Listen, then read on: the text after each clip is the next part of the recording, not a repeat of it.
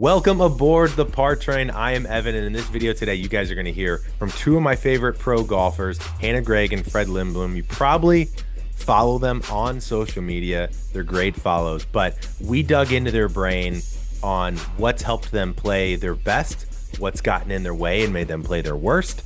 And we are unpacking all these little nuggets to help you play better golf for your game. So in case you guys are new, we help frustrated golfers enjoy the ride again, because if you can learn to smile through bad golf, you can smile through anything. Let's get you this interview with Fred and Hannah. And if you guys like the video, hop aboard the channel now and subscribe. Hope you enjoy the ride. Take care.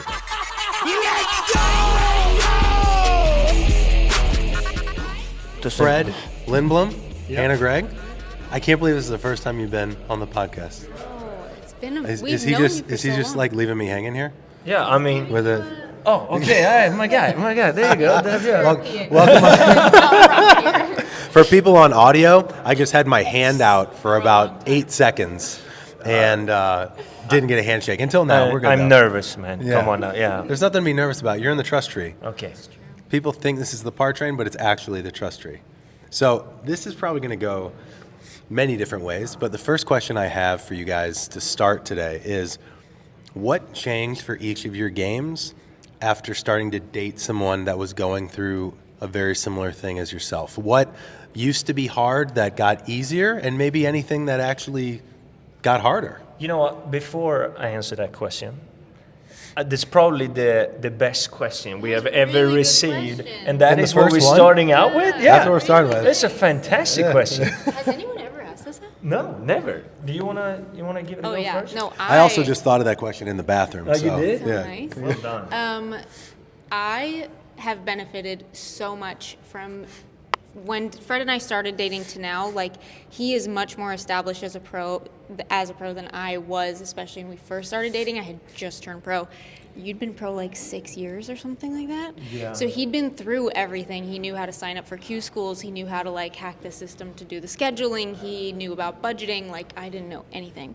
So Yeah, golf's hard enough. You don't hear about all the other stuff that goes with it. and being a pro is not just the golf. You become like your own accountant, your own manager. You have to organize all your travel, all of that stuff on your own. So for me, it was a huge advantage. And then he also caddied for me. And Fred's golf IQ is just through the roof. I mean, he's just been like a nerd of the game forever. So just like being around him and looking at how he reads lies and all of that stuff and strategy was huge for me.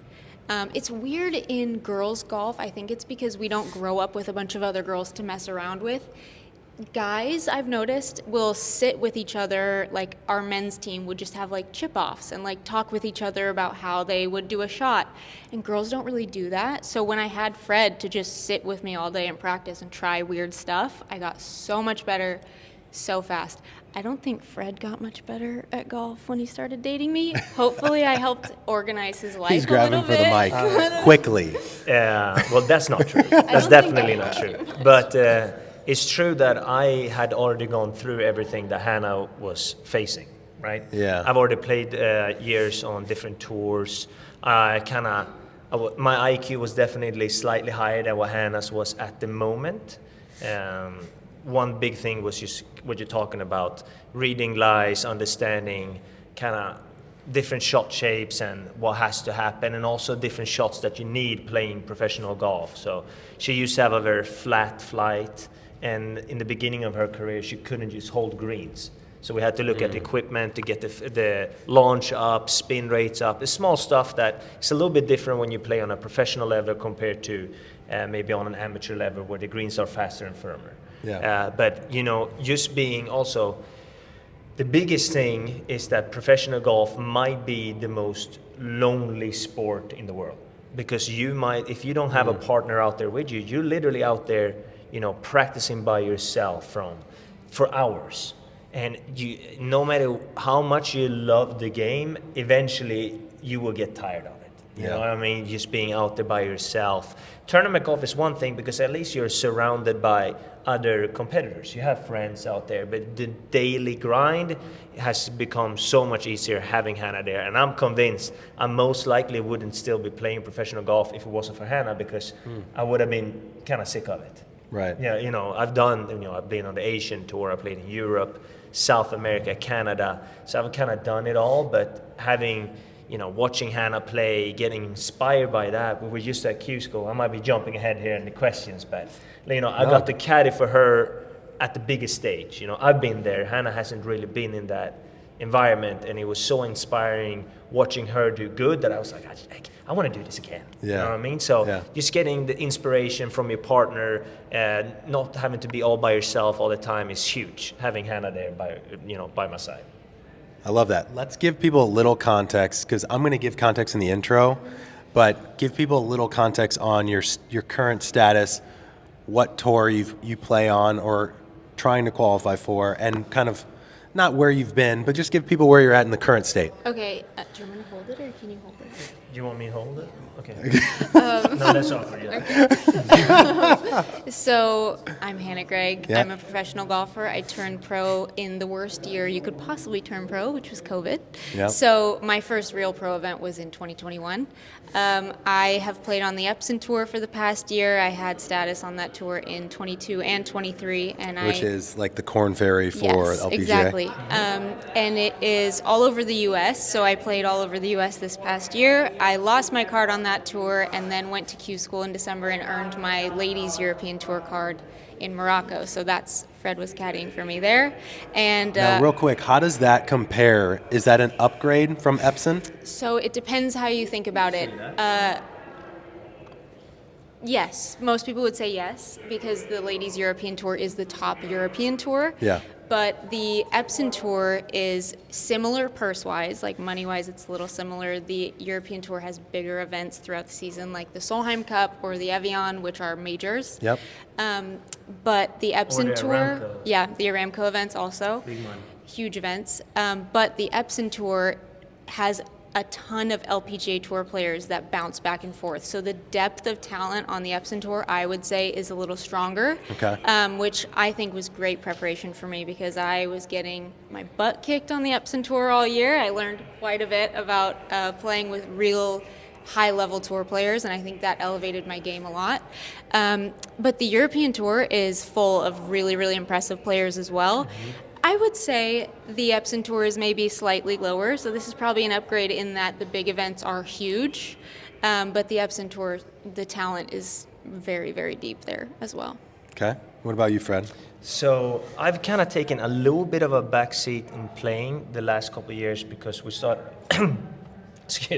we started a company, Short Game Games, that's done really well, and Hannah has had full status pretty much after she on Epson, so I'll let her get off to the sunset. But I'm planning on playing more this year.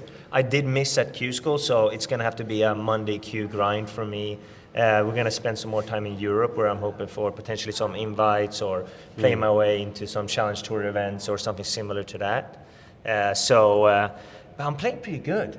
Just last year, I only played 4 events, which you can dream about getting through Q School, but if you only play 4 events in a year, you're not prepared enough. The competition is just too good right now. So I got to try to get more competitive rounds in this year and try to keep up with her.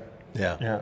I want to get to the DP World Tour final round of qualifying. I want to get to that. But first, not to be a downer, but I like starting here just because it gives us a really good fertile ground to jump off from. I really want to start with like the low of lows. Like, what was each of your guys' low of lows, and what got you there? Low of lows. What was your rock bottom? No, I mean, I don't know if I hit it yet.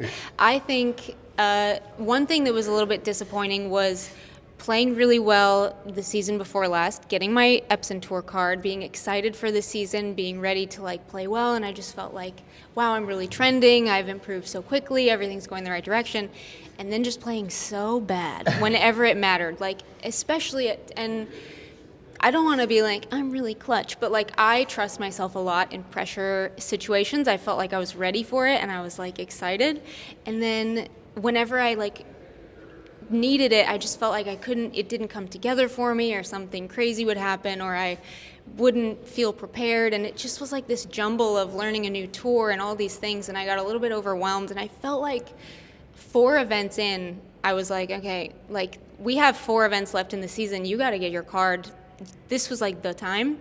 And I just kept not playing well. Fred came out to try and help me like figure something out. And it just kept like, it just felt like slogging through mud all season. And we were like, this is supposed to be this super fun season of keeping going like this and the trajectory being awesome. And it ended up just being me like feeling so, I don't think I hit rock bottom, but I was just so frustrated. What was the crazy thing that happened? I mean, it's not really any one crazy thing. It's just those weeks you have to be, and this was my first time having a full season on a real tour. So I learned that while you're playing a tournament, you're organizing your host housing for the tournament that you're going to next. So like when you leave the golf course, you finish your round, you practice a little bit, you literally hop on your phone to try and arrange your flight for the next one because you just found out you got into it. You have to find host housing, you have to apply for it, you have to pay your entry fee for it, which is not cheap. So you're like, it's always compounding. And on top of that, if you're not playing well, which I wasn't hitting it very well, it was these like mentally exhausting rounds where you have to really be like zoned in the whole time and really fighting to like, I was like scraping it around to shoot 73. I was like, this is so not fun. Yeah. So after like 8 weeks on the road of that, I was pretty fatigued and pretty like mentally worn out. And I feel like that was just started to get a little bit negative. I feel like that was the low for sure. That was probably in like August. I mean, yeah, I mean, pro golf is. So that wasn't that far before It was like right to you before. getting your card. The way the Epson Tour schedule works is you have until first stage to earn enough money to not have to go back to first stage. So literally Got it. the 4 events, I had to sign up for first stage in case I had to go, and then my whole goal was to not go. So I had to earn as much money, I don't know what it was, like $5,000 or something. So every tournament, you're sitting there like, I have to finish at this to make this much money to not do this. Got and then it. when it doesn't happen, the next tournament, you're like, now I have to make twice as much to not have to go. So yeah, you know the whole time, which makes it even worse. Right. I mean, it's always, professional golf is always the financial side of professional golf is what gets the hard, right? Because, it's all up to you. You're paying for all the expenses, Yep. and you might, you play well one week, make $6,000, you're like, wow, that's so much money, but that's like 2 events. Right. If you have to fly somewhere, you have to stay for a hotel for a whole week, food and everything. So it's the same for me. Like I had a really tough year on the Latin tour. I had done pretty well over in Asia, Dubai, and came to Latin tour. Finished 4th at Q School, I think. Like played really well. And then I remember first tournament was in Panama. Hannah came with me. It was literally 80 miles per hour wind. Like it was one par 4. I drove it. It was 450. Like I hit it on the green. Then the next par 4 was 400 into the wind. I hit driver 180. Hannah Sticks were literally bending Sideways. to where we didn't want to stand near them because we didn't know if they would snap. and Hannah could barely walk. And I was 1 under after 17, so I was continuing like this is gonna be my year. Yeah. And I triple bogeyed 18, and then I didn't play great in the second round and missed a cut. And I kind of had a little yipperoo that year with the putter, which you don't really want to say on mic, but I did, and which I figured out after a while, but it was a little bit too late. So it's just, you're out there. I was in South America playing bad golf, and it's not fun. But then at the same time, that's just playing bad golf sucks. Even for a pro or even for an amateur, but Yeah. it makes a lot more, it hurts even more when you're playing for a living, that's for sure, yeah. So what would you guys say is your relationship to the mental game? Like what is the mental game to you? And how big of a focus is it? It's a big focus for us. Fred, when I first turned pro, and I didn't make it through Q School my first year, maybe I did make it through, but I played bad. Not the first year. Yeah, didn't make it through. And Fred was like, I'm going to be honest with you, like you're definitely talented enough to make it, but your attitude is so bad. And he was like, I'm going to say this like nicely, but I'm saying it to you because I care, like your attitude is so bad out there.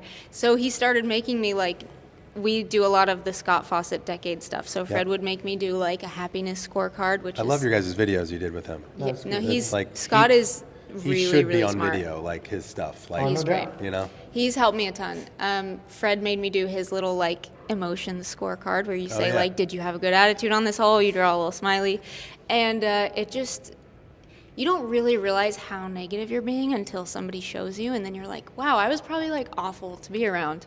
So that helped me a lot. That changed a lot in the trajectory of my game, I think. And also this year, I talked to Scott a lot about like meditating and preparing before events. I kept telling him that I felt like I wasn't getting hot fast enough and like needed to birdie like 3 holes of the first 9, and he was like, that's not what it is. And Fred was like, literally no, it's you need to be calm, cool, collected, literally feel as if you're not pressing at all and let that stuff come to you, which when you're under pressure like that, it feels like you have to push and push, and it's actually, you're supposed to like let go. So the mental side for me now is like a non-negotiable. It's like the building blocks of everything Fred and I do in tournament golf now. Yeah, and I think caddying for Hannah, you kind of see it from an outside perspective how much a poor attitude or being upset actually affects your game. So like caddying for Hannah, you see it in person, you're like, oh, like I do some of that too, I probably shouldn't. So mental, like some people say that golf is 90% mental, which is definitely not true. It's still a skill-based sport. Yeah. Maybe if you and I are exactly at the same level of skillness, 100% is mental. But you can't say like Bernard Langer, I think, said it the best. It's like, I'm just better than you at golf, bro. I can have the worst attitude and you can't touch me, which is fair. Like, right. So it's the mental aspect is super important. Henrik Stenson's caddy, Peter Cowan, also had a famous quote. It's like, I don't care how good your mental coach is. If you're hitting it 50 yards left, 50 yards right on the range every time, you can't have a good attitude. Yeah. So it's a balance between feeling like you're hitting it good enough, have a good skill, and then apply, the mental side with wherever you are at whatever skill level you have. What was define a bad attitude for Hannah? What did that mean? So Hannah gets, if something bad happens, you can handle it in different ways, right? You can get upset, you can get mad, or you can get sad. Hannah got sad. Like affected her in too negative. If you see good players like Tiger, even Jon Rahm, internal, get quiet, head down. Exactly. Yeah. I would rather just throw the club, babe. I go pick it up. Like really, get it out, right? Get it out. For me, and Fred does that. I think that's the difference between us, and it took us a while to figure out what the difference was, because Fred will walk over to the cart, kick the wheel or something, and then he's done. Like that was it. He's gotten it out. He's moved on. He's fine, and the next shot is not affected by it. That didn't work for me. I used to try to get it out, and it would actually just make me more mad and anxious. Yeah. So Fred was like, do you just not believe in yourself or what? You don't think you can hit the next one okay? And I was like, that's so true. So for me, I have to do the opposite. I have to go very positive and be like, what, you don't think you can do it? You don't think the next one could be a semi-decent shot? So I feel like we're very different in that approach. I was going to say, people are different. Yeah. Like Matt Kuchar, he deals with it by being super positive all the time. He can't get mad, and then he can't recover from it. Yeah. So you got to figure out what works for you. Hannah is a player that needs to be, oh, okay, that's fine. Okay, don't let it get to you.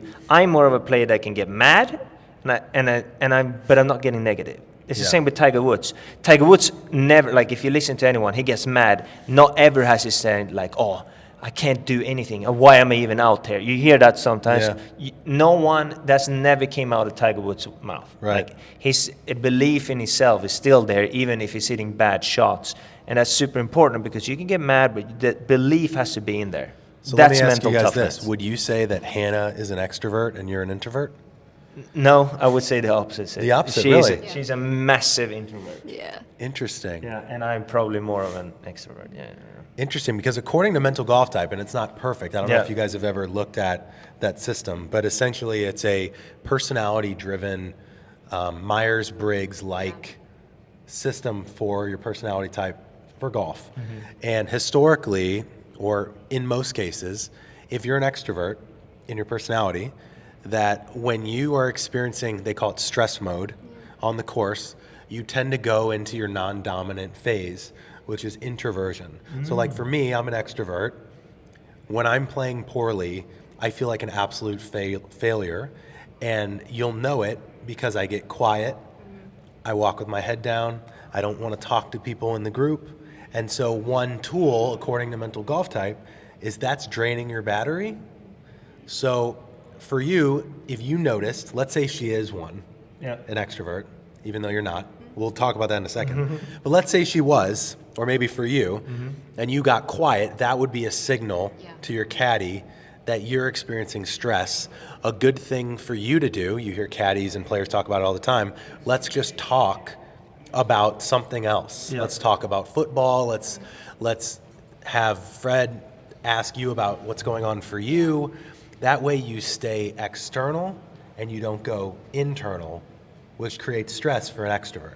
Does that make sense? Yeah, it makes sense. That's interesting, though, that you do the opposite. Yeah, but I also feel like you would hate it if I started talking to you after a bad shot. Yeah. You would hate it. Yeah, I Yeah. hate it, yeah. Definitely, yeah. No, don't talk to me. I sort this out myself. Yeah, it's another example of that. It's not a perfect system, right? So like Right. everyone are different. But I agree what you said makes so much sense. Right? Yeah. Yeah, you will turn internal. Yeah. And I definitely, like, I work with a lot of players as well as in coaching, and I definitely see that. And I can definitely see how that could help players. So that's actually really good.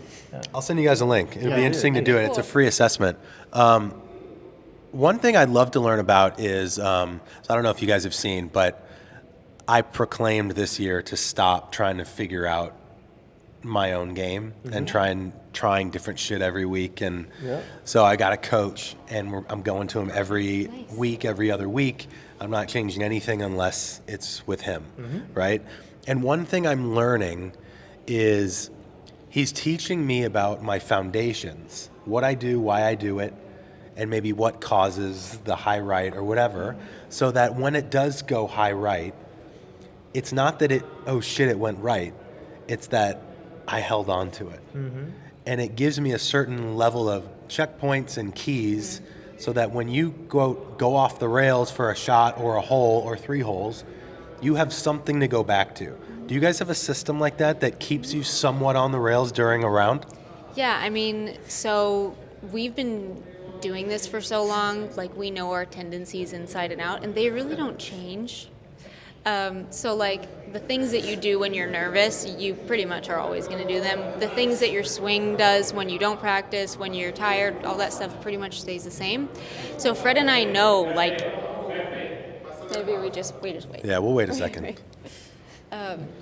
Fred and I know, like, very well what we do when we're nervous and what happens to our bodies when we've been playing 4 rounds in a row and been on a long flight. So knowing those tendencies gives this, like, big sense of peace, I think, because it's not, sometimes You're when not you're searching, playing bad, figuring, or fixing. you're not you like, know it. well, I've never seen that before. Like, that miss Can I has ask happened what your before. tendencies are? Yeah, so like my tendency, aside from the negativity thing, which I feel like I have gotten quite a bit better at, aside from that, my tendency when I'm nervous or when it's a tense situation, I get very fast. So I start walking really fast, talking really fast, I forget to eat. I've finished rounds where I was very nervous, where I look at my stats book and I haven't written anything down because I just felt like I had no time. So big thing for me is like slowing down my walking, like waiting until a girl hits before I start moving. I'm just a fast player, and all of that gets amplified when I'm not playing well or when I'm stressed. So that for me is huge, like slowing down. It also affects my swing in the way that it gets shorter and faster, which I think most people do from Yeah, what we've seen totally. in the Wiz. Like, you stop turning, you don't go as long of a backswing, everything gets kind of rushed and not synced up. And just knowing that, like taking way slower practice swings, in the moment it feels like you're a snail and it's like the worst thing ever, but it helps. So that's my thing. I think every good player has a big team, and they always trying to figure out your tendencies. So if there's a good player out there that don't know their tendencies, I would be extremely surprised. Yeah. Because like the amount of golf you play, but it's important to know what causes, for example, like you said, the high right? As long as you know that, you know kind of how to solve it, because you're not going to hit perfect shots throughout the round. So there's going to be times during the round where, you're going to have to just hold on, figure out what works, and problem solve. So having a good coach, we work a lot with Golf Tech, who's got all the data and 3D and camera systems that can tell you exactly how much or what's turning how much and what angle, whatever is. So if you have a good coach that can kind of understand all those numbers, they can tell you this is what happens, these are your tendencies, and like you see, that's going to help you tremendously. I also feel like it helps you to know what is going wrong, because then you don't have to panic. Like, allowing yourself to know that I'm not always going to play good and being okay with it, like, that was a big thing for me, is just it's okay. It's okay. 5.5 people walked in front of the camera on the last one, so it's all good. It's all good. I think something that helped me was like being okay. What did you used to say? That guy said you're supposed to hit 7 bad shots a round or something. I mean, Oh, Hogan, I think. yeah. When Fred told me that, I was like, because then I was like, oh, I think Hogan said something like, I only hit One like or two. Yeah. one or two. perfect Tiger- shots Tiger or something. said Yeah. that or something. So when I heard that, I was like, oh, if I don't need to be mad about the bad shots and I can just focus on figuring out how to like get through the round okay and scramble it, I feel like that's the difference between good and great players. Is the great players are like, meh, so how do I fix it? And they just kind of figure out a way to like get through the day instead of sitting there being mad that like they hit the bad shot. My coach always told me, like, you're going to hit 10 bad shots. Manage your expectations. There's going to be 10 bad shots during the round. Yeah, that was when one of you my hit 10. one, don't be surprised. That's like, you just accept and move on. There's going Yeah. to be 10, and there's various degrees of bad shots, right? For Yeah. a great player, a bad shot is not as bad as a 10 handicap or Yeah. 15, 20. But if you expect to hit 10 bad shots, you're going to be much more level-headed throughout the round. I was just talking with actually my coach. I was just with him, the podcast right before you guys, and he made a really interesting point. He used to play basketball, was his thing before golf, and he talked about how he was a great shooter, and some days he'd have an off day, but his off day is hitting the rim. Yeah. Golf's off day could be 60 yards off your target. Yeah, 100%. There's probably no other game like it. So I think dispersion is probably the thing that is most unnerving. Would you guys agree with that? I mean, just yeah. seeing something so far off your target. I mean, yeah. What is your tendencies I when mean, you get your my- bad tendency? Would you say? Yeah, my 'Cause I heard Hannah. tendency is to, I mean, I can be super technical, but my biggest tendency is that I tend to get a little picky in my backswing, slide too much towards the target, side bend, and kind of not get through to my left side. Like, I have this whole thing, right? I know exactly what I'm doing, but in a...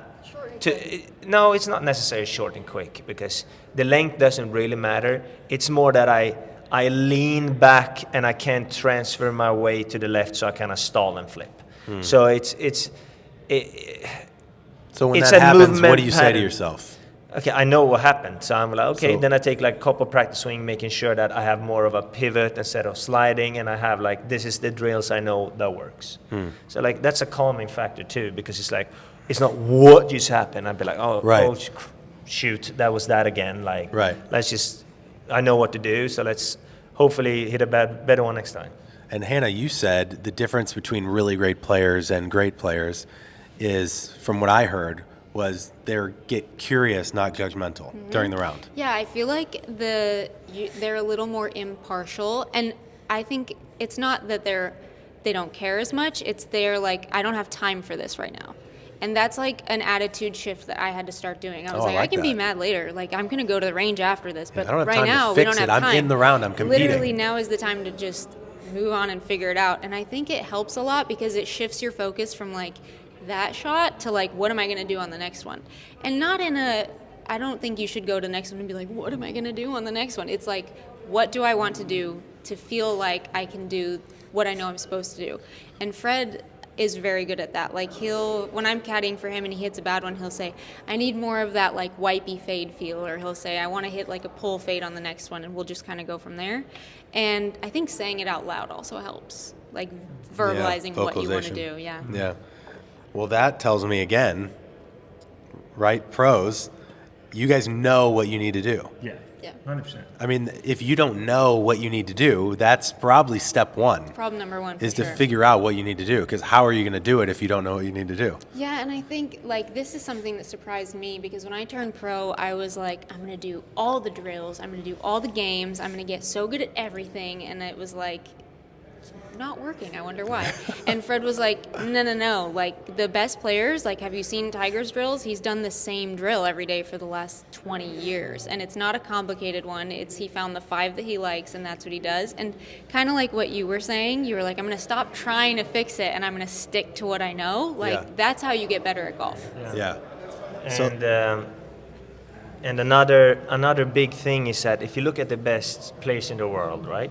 You go to a PGA tournament, like in the practice round or whatever, everyone has a coach there or a TrackMan, Foresight, right? You go to the putting green, they have practice aids. So the best players in the world uses all these tools and coaches and everything to get better. Yeah. But like, have you ever been at a private club and seen someone use a putting mirror? Like, that's super rare, right? Yeah. Or have you ever seen someone, the majority of amateurs don't even really get good coaching on a consistent basis. So like, it's like the resources are out there. If you have the opportunity to use them, then do it, because it's just so much easier when you're not by yourself. I picked this Sky Track because I didn't think anybody was up here, and it's actually not that quiet. It's so fascinating. We just had Kelly Craft on the podcast, and he was like, he does one thing with his mirror on the green, and he checks his shoulders, and if his shoulders look closed, then he's practiced with them feeling a little bit more open, and he just gets back to neutral. And it's like, man, I haven't even gone down that. I'm working on the swing right now. I haven't even gone down the route with your putting mirror you sent me. I'm going to get my eyes in the right spot. And I was like, wait, I'm too close to the ball? Yeah. And so these are all like little aha moments. I want to ask you guys about your Tiger moments. Let's talk about the moments where you felt unstoppable. Can you think about the things you were thinking, the things you felt, and what were the patterns and trends there? You go first. Do you want me to go first? We went Debbie Downer, now we're going Tiger mode. Tiger moment. So I just started dating Hannah. I'm trying to flex a little bit. You know what I mean? Like let her know that As you do. I'm a good player, right? Anyways, she came and caddied for me at the Latin Tour Q School when we first started dating. And the first 2 days, I think I shot 69, 67. We were just rocking through this super difficult golf course. Anyone that's played it, Mission Inn in Florida in windy conditions, is brutal. And we danced through that, and I think we shot level par the last day. We actually had a chance to win the whole Q School there with a couple holes to go, and that was really cool. Now I won tournaments, and I played other. No worries. You're okay. No worries. Someone walked in front of the camera. She's very apologetic. Yeah. It's all good. I won tournaments. I played, great rounds, but that was just really cool because I got to share that with, obviously the girl that I love, and that was just a really core memory because I was performing really well, and for some reason at that time too, I posted everything on social media, so everyone followed me through the whole Q School. I was responding to DMs and stuff that I would not recommend, and I haven't really done since then, but it was cool because everything was just working. Now, real quick, before we go to you, Hannah, some people in those moments when you're trying to prove something can press. I make this mistake with my best buddy. We're member guest partners. You'd be like, why are you trying to prove yourself to your best buddy? But my best buddy was D1 player at Missouri State, was always the #1 ranked amateur in Missouri growing up. And I would be away from, live in California. He's back in St. Louis. And I would get better. And I'd be like, God, I can't wait to show him how I'm not some scrub anymore and how good I am now. Yeah. And then I'd play like shit. Yeah. So why do you think that worked for you? Do you think it's because you stayed offensive and you kind of had this swagger a little bit? Watch what I can do type mentality? I think a little bit of that, and that I started out good. Because you know what I mean? I was just kind of riding high. Everything worked out. The first round I shot a great score. And I was happy. I was not by myself. Hannah was there. So I think if I would have had a tougher first round, probably would have backfired. But it was just like everything just. Do you remember anything? What? No. Okay. He All right, tell us forgets the truth. everything. Tell No. us the truth. Okay. A lot of stuff went not great that week. Fred was very, very good that week about managing, and he had a coach at the time who he talked to all the time. He was still living in Georgia, so he saw John a lot. And they had a very specific game plan that week. They said, John told me, we are going to take aggressive swings at conservative targets, Yep. and we're going to let everything out of our control. What did he say? He said lose control to gain control, I think was the thing we said. So every hole we would I say like lose control. we would say lose control to gain control, aggressive swings to conservative targets. Literally, like Fred had it written in his scoring book, everything. You didn't just like play good because you played good the first round. He had a great attitude. Don't you feel like my story was better, right? It was a little bit. I mean, it had a little more drama. Yeah, it did, right? No, but she's right. I had a great relationship with John Tarasol. If anyone lives in Atlanta, Georgia, go see that guy. He's unbelievable at what he does. Not only is he a great instructor, he's pretty much been like a second dad to me. I say that, John, you're old as heck, okay? So you're kind of like a second grandpa. So John is a big reason to why I even play professional golf. But John and I had a game plan, 100%. We were not going to be too aggressive, especially not on this golf course that's extremely difficult, and that definitely helped. And then obviously having Hannah there helped, and I definitely wanted to, play well, and I did. So I think it's a little bit combination. Of course, I had a game plan. I wasn't just coming off there to show off, right? Yeah. But to get to the point, that was definitely a Tiger moment for me. Everything worked out, and I had a great week. And if you're not saying Epson Tour Q School, I don't know what you're gonna say. But Really? are you serious? Real quick, before you do, what's interesting about this is, so one of the guys I coach on the mental side, he played, his goal is to qualify for the USAM, okay? And, wow, that was an incredible move to avoid that camera. He contorted his whole body. And basically, his peak was probably high school golf. He was winning all these tournaments. And he told me we talked about his peak moment. He told me about this moment of people were in the gallery, and he said, watch what I can do. Watch me hit this shot, right? It's a very offensive-minded, confident thought. But every time he's playing tournaments now, and he's not playing up to par, he's thinking, I'm so far away from the USAM, this is not going to work to get us into the USAM, that I feel like a failure. Starts to get tentative, starts to get defensive. It's entirely different mode. So I wonder if you kind of emulate some of that watch what I can do type offensive moment. 100%. I always play better in front of a crowd. I don't know why. I always have. Like if there is a lot of people on the tee box, I hit a good shot. Yeah. So I do think that's huge. Maybe it helps you laser in focus-wise, 100%, I think so. And I like, okay, let's hit a good shot. Maybe that's a little bit why I play good with Hannah too. There's definitely, I like that. That was a really good kind of analogy.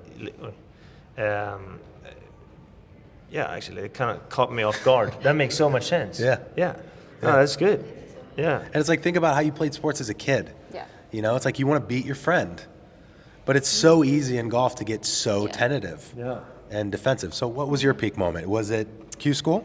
Well, Fred's talking about Q School to get my Epson Tour card the year before last. Got it. Which, to be fair, I played great. For 3 days, unbelievable. I shot 71, 69, 70. And then, so I was maybe in 20th place. So it's like top 100 go to the next stage. I think top 150 make the cut, so I made the cut easily. I didn't know what I was at. Fred was caddying for me and watching all of that, and he was like, don't worry about it. We're good. Just let's get through it. So, like, I was playing great, but also had this, I just felt so comfortable that week. Like, we were just, our hotel was nice. It was right next to the course. We were never rushing. We got good tee times. It's like one of those weeks where a lot of little things add up well. And so I played great, made the cut, and then we go into the final round, and that's when the nerves hit. So I was like, this matters a lot. This is to go to second stage. I've never been to second stage. I was in a situation I had never been in before, and I think I was like 5 over through the first 12 holes, which is like, it's slipping away. Like, I think maybe on hole 13 is when you pulled me aside. I don't know. 15. I was getting super negative, hitting not great shots. I was 5 over, but I was acting like I was 15 over. Like, I was acting like it was already done. Yep. And Fred pulls me aside and he goes, basically, there's 2 things that can happen. You can keep doing whatever you're doing and you can shoot yourself out of it. Or, what did you say? I think you just said you can keep doing that, or you can like balls up and we can try to make this happen. And I think the finishing holes are very difficult. I want to say we finished at even par through the last 5 to make it on the number. Yeah. No way. Which, It was cool. So You not went 5 under the next 5 holes? No, even par. Like Got she it. was So, so yeah. inside of it already. So it's that she shot like a high. Yeah, I mean, if you would have bogeyed one more hole coming in, we would have we missed. would have missed. Oh, got it. So, You got yeah, to the so- cut number. Exactly. Got it. So we made it on the number basically because Fred pulled me aside and said, like, what are you doing? Like, he kind of pulled me out of it. So I would say those first 3 days were probably like my Tiger tournament. And then being able to snap myself out of it and like get something going for those last 5 holes when everything was going wrong and I had a horrible attitude, that I think was a really good, I pull from that a lot. I think that was a good experience. What was the biggest difference between the first, was it 3 days? Mm-hmm. First 3 days versus, I mean, obviously the last round we know you're thinking about the result, you're tighter, there's Yeah. tentativeness. You know, yeah, I mean, it shifts. It only takes a little thing to shift your mindset from being super comfortable. And I think I had played in Q school before. I had played those first 3 rounds before, so that was nothing I had never seen.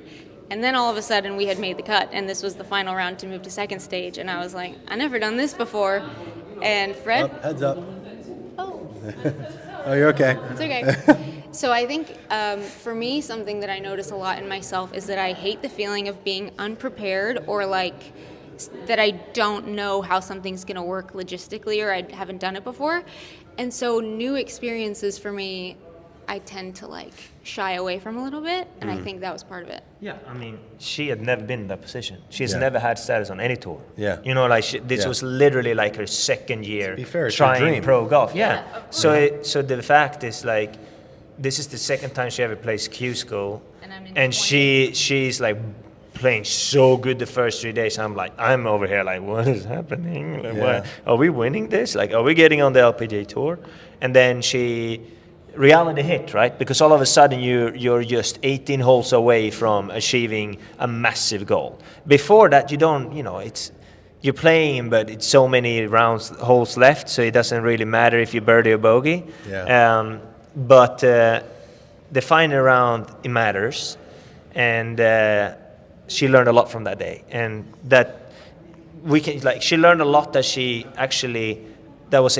I think helped her to be able to get through first stage at European Tour Q School, playing the last 4 holes at 2 under par, making it on the number again, making a massive putt on the last because she had 3 holes. Yeah, she had been in that position before. She took away from that and she performed the second time. So, Well, we're going to get to the second time, but first, this makes me think of, so we've had Rick Sessinghouse, Colin Morikawa's coach of 18 plus years, on the show. He was just on before you guys.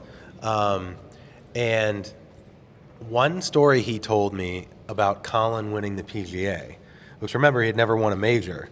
I think it was the 16th at TPC Yeah, Harding Harding Park. Park, yeah. Remember the drivable Yep. par 4. And right before he went to that tee box, he told Rick how he saw himself tied for the lead. And the automatic human thought is, holy shit, I'm tied for the lead to do something I've always wanted to do. yeah. And get scared and excited by that, right? But what he did was he said, wow, okay, well, people win their first major all the time. Yeah. Why not me? So let's fucking go and let's be the guy The wins it. that wins it. Cool. And it's like, what's interesting about that is like, yeah, it kind of sounds cliche, but like you can also feel the difference of what it does to your body. Yeah.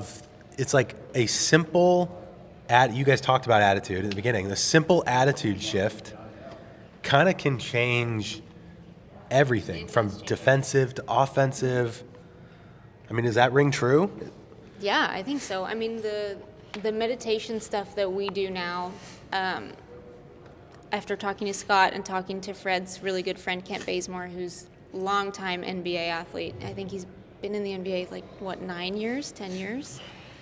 Made a lot of money. Long time. Yeah, so he's a very long time high performing athlete, and he was big into meditation, told us a lot about it. Yeah. And it's like all about talking yourself into doing the things that you want to do Yeah. instead of out of it. And I This feel was like the theme of Maria Fossi's interview, by the way. I feel like everyone says our brains, because of like evolution and survival, have a negativity bias, which makes sense. And I feel like that shows up a lot in golf. Like as soon as you get the adrenaline starting to flow, it's very easy to be like, so what's going to go wrong? Yeah. So yeah, I think talking yourself into good shots like Colin did instead of talking yourself out of it is like huge. Yeah, absolutely. So then you get to DP World Tour. Can we talk about the last 4 holes? Can we break it down? Yeah. So it's Ladies European Tour, get it right? Yeah. What did I say? DP, that's Sorry, the guys. ladies, For the boys. ladies European Tour. Yeah, so I don't know why I'm holding the mic now. It's all her. But she just missed an Epson, and she didn't really know what to do. And I said, listen, you're playing great right now. You're definitely playing the best golf you've ever played. She had one bad round at Epson that kind of messed it up. Other than that, she shot on the par 1 round. I saw the potential. I was like, let's go to Europe. My family's from Europe. You know, we have a base in Sweden. So why not? Like, we travel every week anyway. We can just travel over there a little bit more. And once again, she had I mean, she knows how to do it now. Like, In Morocco, right? Yeah. You take it. Yeah. Say something bad. Well, yeah.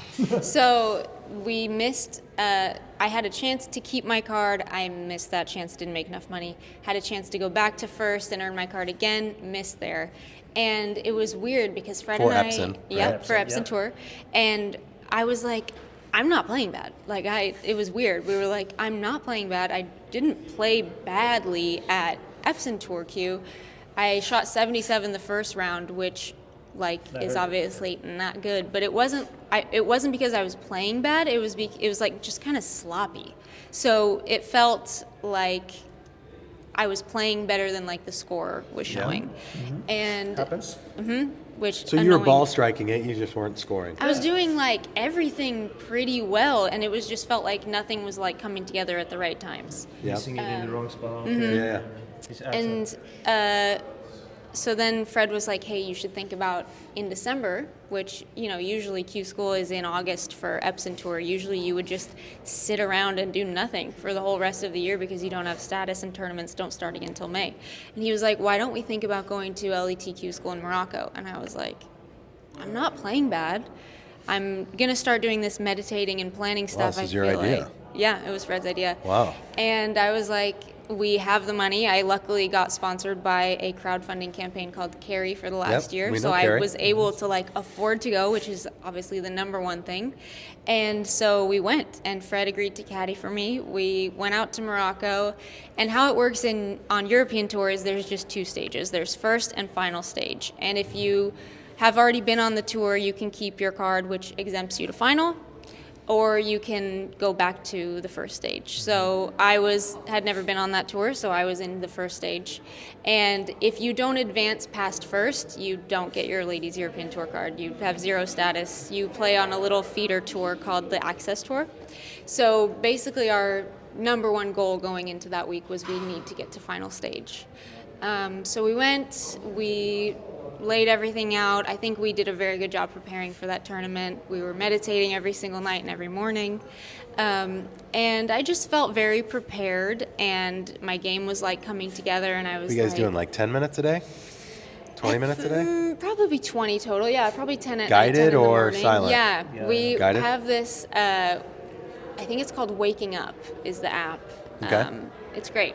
Really, really good. There's 20 minutes as a meditator myself, 20 minutes actually makes a huge difference Yeah, than 10. totally, Yeah. 100%. I thought it was great. We have a performance meditation for before tournaments and then like a bedtime meditation. So we were doing all of that, and I shot even par the first day, which was fine. It was solid. I kind of felt like we had First day. a difficult golf course. Our course was very like twisty turny. Yep. Didn't play yourself out of it right there. Of course. Second day, I shot 75, which was not what we needed. Like absolute opposite of what we needed. I had a triple bogey, I think, on a double bogey on a par 5, like a reachable par 5. So that really, really hurt. Yep. And we were just like, kind of like disappointed, but also kind of like fired up. I was like, I'm playing so good. Like, how did I just shoot 3 over? This is ridiculous. Whatever. So we went back to the range. I was hitting it so bad. Like, I literally was hitting it. There was some S words on the range, like literally going this way. And Fred was like, we're going home. And I was like, we have to figure something out before tomorrow. Like, I can't hit the ball. He's like, we're going home. Like, you're going to show up tomorrow. It's going to be fine. We're going to do all of our normal stuff. This is just like, this is you being at Q school and feeling the stress. And I was like, okay, you're smart. So we go home. We have a good dinner. We get like 12 hours of sleep. We show up the next day. I'm 3 out of it. 12 hours of sleep. Probably 10. Probably. Yeah. Wow. Probably 10 or 12. We're good sleepers. Incredible. Yeah. So we show up the next day. I know I'm 3 out of it. I know we have to shoot at least 3 to have a shot at getting in. So it's kind of a weird thing. 3 under? Okay. It's kind of a weird thing knowing what you need to shoot. I think it's good because you kind of have a goal, but it also can kind of get in the way. So we knew what we needed to shoot, but we also just like put that aside and kind of focused on a good warm up, all of our things. Performance meditation, good breakfast, all that stuff. I shot 1 under on the front 9, probably missing 5 makeable inside of 15 feet putts. Like, it was like a ball striking clinic. So the day before I was shanking it on the range, the next day I'm absolutely striping it. Yeah. So I missed 4 or 5 putts inside of 15 feet. The normal Hannah, I think, would have been like, I'm not making anything. But like, it didn't even enter my mind. I was unbothered by it. I was like, I'm hitting it so good. Like, this is great. It's only a matter of time type thing. We talked about that. We talk patience. You stay only a patient. matter I of told her time. that all the time. Stay patient, stay patient. And she and did. not pushing. Yeah, So don't push it. Don't try to make a putt. Yeah. we get to hole 10, stuff it, miss the putt. We get to hole 11, par 3, hit it close, putt lips out. And I'm like, what? That was 13. But yeah. It happened on 13 too. Okay. On 11 is 13. a par 5. Oh the yeah, caddy, yeah, that's true. Yeah, you're right. We had like a longer putt. We didn't make it. You're one of those birdie. guys that remembers every Yeah, hole. we had a longer Yeah. putt on for birdie on that hole. Didn't make it. Next That is hole. also wrong. You made a huge par putt on 11. Should you tell him? I'm taking over. Yeah.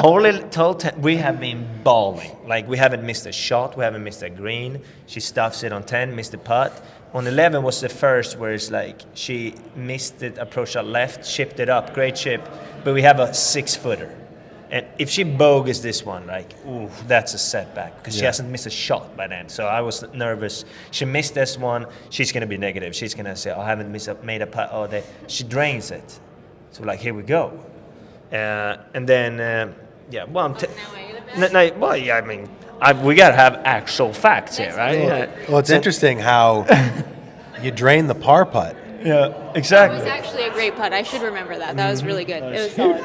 It's funny how sometimes a par putt Yeah. can feel different than a Yeah. birdie putt, right? It was. 100%. You Yeah. can't drop a shot. Right. It was a momentum putt for sure. Do you think there was more focus, or you just happened that one happened to go in? I think I was pretty locked in all day. So Okay. I think that one just like good roll Just- on it went. okay. It was also like a 6-footer, not like the other putts. A makeable birdie putt's like 10 feet. You know what I mean? Yeah, yeah. This was like a 6-footer. Yeah. Next hole, hit it close, don't make it. So I'm like, how am I 1 under right now? Like, I'm hitting it so great. So we start, we're going through the round, and Fred just keeps saying, like, it's going to happen, stay patient. We get to 15, right? Par 5? Par 5. 16. 16, the par 5. And Fred's like, okay, just so he didn't like say this in so many words, not like you need to do this or we're not going to make it. He was like, all right, we got to let's try and birdie this one. So I hit a drive, bomb down the middle. I have a reachable par 5, but it's very narrow. There's like bunkers everywhere and a tree. And I don't think I would have gone for it if you were not there. But I was like, okay, so do you want to lay up to a good number and try to make birdie? And Fred was like, no. get out your 3-wood, we're going for it. And I was like, okay. And something about how confident he was like made me so confident. I was like, why not? So we hit this 3-wood, it hits in the perfect spot, takes a huge kick up, rolls onto a hill left of the green and comes all the way back down, goes to like 20 feet. I was at to like 10 feet. It Yeah. was close. It seems like yeah. you're like, you tend to get a little bit more fired up than she does, Yeah. but it seems like she can almost draft off of your, Yeah. You know. I mean, when I caddy, it's not like, I'm trying to be very like calm. Yeah. But if she does something well, I want to really like, really want her let to her know know. it. Yeah. Yeah. And we high five, we say boom or whatever. One thing we should note, that putt was not 10 feet. Fred's not American. He doesn't know what a foot is. Okay, so it was 20 feet. Fair. Let's say it was 20. But also, when we stood in the fairway, right, I knew we need 2 under the last 3. Yeah. So we're not going to lay up on this par 5, right? sure. So send it. And she was like, okay, we send it. She proceeds to hit that about an inch in the middle of the hole short for eagle. But we have birdie, right? yeah, tap in birdie. Tap in That's birdie. nice. Next hole, par 3. I'm taking over because she don't remember. I remember. She hits it to like 40 feet left, and we have this huge ridge to put over that breaks probably like 15 feet left to right. And the camera crew came out. And a camera crew Set came out. themselves The up post birdie right fuck behind. up. Yeah. I mean, we were nervous that that's what's going to happen, but luckily she hits probably one of the top shots of the week, right? Because she lags this to like a foot. Yeah. And I was like, oh my gosh. The issue now is that we have 1 hole left. Easily the toughest hole on the course. Easily the toughest. So that was a But- crazy up and down to It make was, par. 2 putts. Yeah. Two so putts. while this is happening, Oh, there's so a 40 feet left was still on the green. Yeah. Just a Yeah. huge green. Yeah. While this huge. is all happening, the girls in our group are like not crumbling, but like almost crumbling. Like it's chaos around us. One of the girls has gone like 4 over in the last 3 holes. The other girl is having insane up and downs. A camera crew showed up. So it was like a lot of chaos around us. And I remember like not even noticing it. Like so focused, and we were so positive it didn't even like phase us. So we get to the next hole, really difficult, dog leg right, blind tee shot. If you hit this shot straight, you are done. Like you have to hit this drive that you're aiming into the trees, Cut the into corner, like yeah. Nowheresville, and it's very like appealing to try and just kind of like yank it and go straight, but you're screwed if you do that. So Fred goes, okay, focus up, like big drive here, big important drive, just like do it, like hyping me up. So I hit big drive, probably the best drive of the week, over the trees, all the way down the fairway, takes a big hop. We can't see it, but somebody goes up and says, someone from the group in front of us goes, it's good, which was really We nice. hit into the group in front of us. Oh, really? Probably, yeah, we couldn't see him. Probably. She was like, good shot, you're rude. So it's up there, and we have 140 yards in, a little bit into the wind. The pin is... And you know you have to birdie. And it hadn't been said. Fred didn't say anything. He's very good about that. He was super calm, but I knew when I said, so this pin was like tucked. There's a water hazard in front of the green. There's super thick rough behind it, bunker left. And I go, okay, so do you want to aim, like maybe we just go in the center of the green and we try to make a putt? And Fred goes, you need to go right. I was like, ooh. Well, I said like, let's be just a little bit more Yeah, he aggressive said, no, and you- go like a little bit more to drive. Not all the way to the pin. I'm just like, Yeah. So I knew when he said that, I was like, oh, we need birdie. So he was like, no, let's go right. Like, let's split this tree Oh, in the so pin. you didn't know. Got it. I mean, I didn't know what I was at, but I knew Yeah. we were close. So when he said that, it confirmed. I was like, okay, we need a birdie here. So he said, let's split that tree in the flag. And I just like, we picked a good club. We felt good about it. The wind picked up just like I needed it to. Hit a shot, literally flagged it. Like it landed, this far from the pin. an inch from the We ball. saw it going just at the flag. We're watching it. It hits next to the hole, rolls 10 feet by, stops right there. Fred goes, and I was like, okay. Then my adrenaline went like through the roof. I was like, Yeah. wow, Check like your we're root actually stats. doing it. Like we're doing literally what we had to do. Yep. So then, being a great caddy, Fred goes, here's some trail mix. slow down. I'm gonna walk. You eat this. Oh, get had her some eat. like yeah. He had me like he was like chew.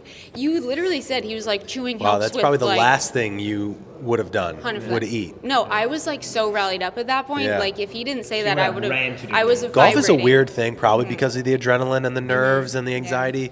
I can walk. You walk. What are we walking? 6 miles at least, and not eat a thing. Yeah. And that's probably not a good thing. bad. So Don't do that's that. that's cool It's actually. kind of That like a you had her eat. mental approach too. Like you would never eat in a stressful situation, Right. right? So Right. like when you eat something, the body's like, oh, I'm not gonna be stressed. Right? Yeah, it yeah. will help. Yeah. Gave me something to do. So a good story about that. My boy John Summers, I played with him. Shout out to John on the Latin tour. The first two tournaments he finished DFL, which is dead last, and a cuss word in there. Yeah, and then the second tournament he finished like second to last, and the third tournament he wins the Chile Open. What the heck happened, right? Yeah. And I was rooming and I said, what happened? It's like, I started chewing gum. I said, you just calm me down. Tiger does What do you too. think? Yeah, next week every freaking player is chewing gum, Yeah, right? yeah. Yeah, I was chewing gum. Didn't work, but it worked for him. But at that situation, right? You rallied. I said, okay, eat, slow down. Okay. Yeah, so he told me, eat some trail mix. I'm going to walk up and look at your putt. I want you to stay back, watch the girls, like take it slow. So we walk up slowly. I get up there, I see that it's close, and I'm like, here we go. Okay, we got a shot. So, I mean, I think we read the putt. I saw the other girls. One of the girls in our group made bogey. The other girl was like already out of it, and she was very, like, she was just hurrying. She wanted it to be over. So it was our turn to go, and we had a 11 or 12 footer, and Fred was like, what did you say? I think he said like, do you remember what you said? I used, in a little nicer language, I used to tell her, hey, listen up, we're just going to step up. You're just going to be mean, hit a good putt. Yeah. You know, like, I like that. Be mean. yeah, be He mean, said- it's I like remember sewn he in. said- He said like, be a B word. He was like, you need to be a B word to make it. Yeah, I mean, it's just like sometimes when you're in that situation, you need to start pumping yourself up, right? I know her, right? So I know she's gonna be doubting. Maybe she can but if she can tell herself, like, come on, you can do it. Like, let's hit a good putt here, and Be a bad bitch. Yeah, exactly. Pretty much. That's what he said. So, and one thing that I really noticed now after doing like the meditation and everything, the whole performance meditation that we do is about like, they call it standing in the eye of the hurricane but like seeing everything fine. And I feel like that was like what it felt like when we were doing it, because it was like we knew what we had to do, we knew what could go wrong, but it like never occurred to us that we wouldn't make that putt. And somebody videotaped it, which was really cool. Yeah. So somebody came up, videotaped the entire thing. I just remember stepping up. It never occurred to me this putt wouldn't go in. Like, hit it, center cup, went in, and then that was it. Fred kind of freaked out. So started nothing was screaming. going through your mind other than be a bad bitch. Yeah, and I just like So you probably got hyper focused on your line. super focused. You stepped up to it and you just and stroked I had just it. hit. I've just had 3 holes where I've literally hit all great shots. So I'm pulling from that. I'm feeling really great. And the one thing that surprises me now is we hadn't made a putt all day. To be fair, like we literally didn't make much all day. But it never even occurred to me that I wasn't going to make that putt. Like I just knew. And it felt like Fred knew too. So when I made it, he was like, "That's what I'm talking about." Just like saw it. It was dropped the awesome. flag, grabbed me. It was great. And having that on video was awesome because it felt amazing. But then, we were up here, right? We're like, I think that's the number. I'm talking to the girl in my group. She's like, I think we did it. I think we're good. And we get back to scoring, and we're not on the number. You were in then. Then you went out of the number. Yeah, we go back. We're not in. Like, we're 1 shot out of it. And 30 minutes later, after refreshing 100 times, now we're 2 shots out of it. And shit. Fred and I are like, there's 6 girls left to play. Like, Emotional But roller there coaster. were no live scoring. So it's like wait you have to wait for everyone to finish. So that's kind of why some girls played a little worse, and all of a sudden we're back in it. But one of the last 4 girls had to shoot 4 over, and she did to get us in on the number. So Wow. it was. we were literally looking at It's flights like, to go home. yeah, Wow. it was straight panic. So no, well, yeah, I mean, I think, you learn a lot from failure, but you can also learn from success. And it was a typical thing here where like we kind of just talking about it and put it into words, you can see kind of why it kind of worked out, right? Yeah. So let me see if I can articulate the formula Yeah. of getting a ladies European tour card. Let's just say of any tour card. What I heard was focus, patience, self-talk, eating, Yeah. slowing down, and acting as if you're the person that's already done the thing you're trying to do. Yeah, and all of You it, almost like you acted almost like you already made it. Yeah, to me, like it was already done, and I felt that way even when we were outside the number. I was like, it's just there's no way, like all this stuff could not have happened for it to like not happen. So I feel like we kind of not manifested it, but almost manifested it. You know what I mean? And I think that it just, like all the words you said are 100% right, but it also boils down, all of those things are like the discipline to do it, right? Like the Right. discipline to be patient, the discipline to plan all of your stuff out and like not push None of that when is you want to easy. push. Yeah. It would have been so easy to get frustrated. And it's easy to like skip meditation for a night. It's easy to like not do your drills. Like it, for me, it boiled down to like Scott Fawcett calls it doing your job. Yeah. That's all it Just is. do your is job. Yeah. Do your job 1% better every day. It's not complicated. You do your job and the results happen. And I think it's comforting that you can have the discipline to do it and something good will come from it. I think that is in any profession, right? Like if you just do your job, like do what you're supposed to do, most likely you will find success eventually. It's not a guarantee for sure, Yeah. but you know, like we're not gonna skip meditation. We're not gonna skip doing these things that very easy to do. We're gonna go to the gym in the morning. We're gonna do this, and if you do that consistently, sometime it works out. And this was one of the times it did. Yeah. You know, I've heard two definitions of what happiness is. Yeah. One is progress, and two is keeping promises to yourself. Yeah. And doing your job is kind of both of those Exactly. things. Like, I think we've all felt the feeling of when you know you need to work out and you don't. Yeah. And you just kind of feel shitty. Yeah, yeah. Because you didn't keep a promise to yourself. I mean, this is probably a great place to end it here.